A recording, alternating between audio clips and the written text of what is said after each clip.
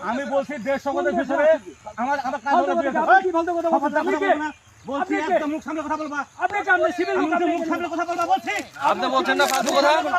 আপনি কথা বলবেন দেশ তুমি কে এখানে তুমি কে তুমি কে তুমি কে এখানে তুমি সীমান্তে কে তুমি কে এখানে এখানে দেশের কথা বলবে বিজেপি কথা তুমি কথা বলবে কেন আমাদের জমি তো কি হইছে তুমি কে ল্যান্ড থাকবে আপনি আপনারা সিভিল লোক এখানে কেন আমাকে প্রশ্ন করবেন আপনি সিভিল লোক কি জন্য আসছেন বলেন না থাকবে আপনি আপনারা সিভিল লোক এখানে কেন আমাকে প্রশ্ন করবেন আপনি সিভিল লোক কি জন্য আসছেন বলেন না থাকবে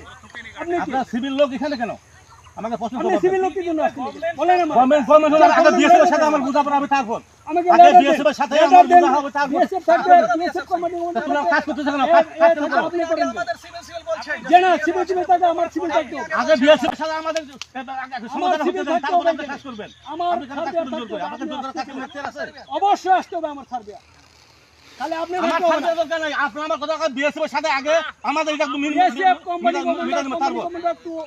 পতাকা পটে না শুনেন আপনাকে বলছি যেহেতু এখানে একটা বিবাদ হচ্ছে ঠিক আছে না এখানে আমাদের বিএসএফ এর সাথে আমাদের একটা মীমাংসা হয়ে যাবে তারপরে আসেন সমস্যা না ওটা কি তাহলে ওটা কি না না খুঁটি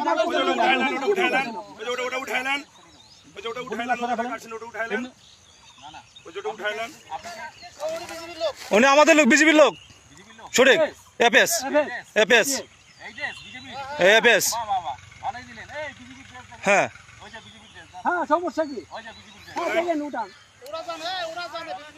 ওরা জানে ওই যে সই ফুটাইতেছে ও ঠিকই জানে যে আমি কে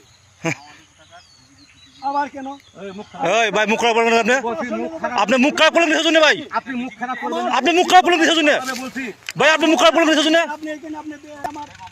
ইউনিফর্মদারি বিএসএফ কে চিনি আমি আপনাকে চিনি অবশ্যই তোরা ওরে কে তোমার আইডি তুমি কে তোমার কাছে পরিচয় দাও তুমি কে তোমার কাছে পরিচয় দিতে হবে এই দাদা আপনি ক্যাম্প কমান্ডারকে পাঠান আপনি ক্যাম্প কাছে পরিচয় দিতে তুমি কে জান বিজেপি বর্ডারে কিছু হতে হলে বিএসএফ বিজেপি থাকবে বিজেপি জানবে আমি বারবার বলে গেলাম যে আপনারা এমনি হয়তো মামলা কিন্তু খুঁটি লাগাবেন না তারপরে জোর করে কেন খুঁটিগুলো লাগাচ্ছেন কি আমাদের পছন্দ হয় না নাকি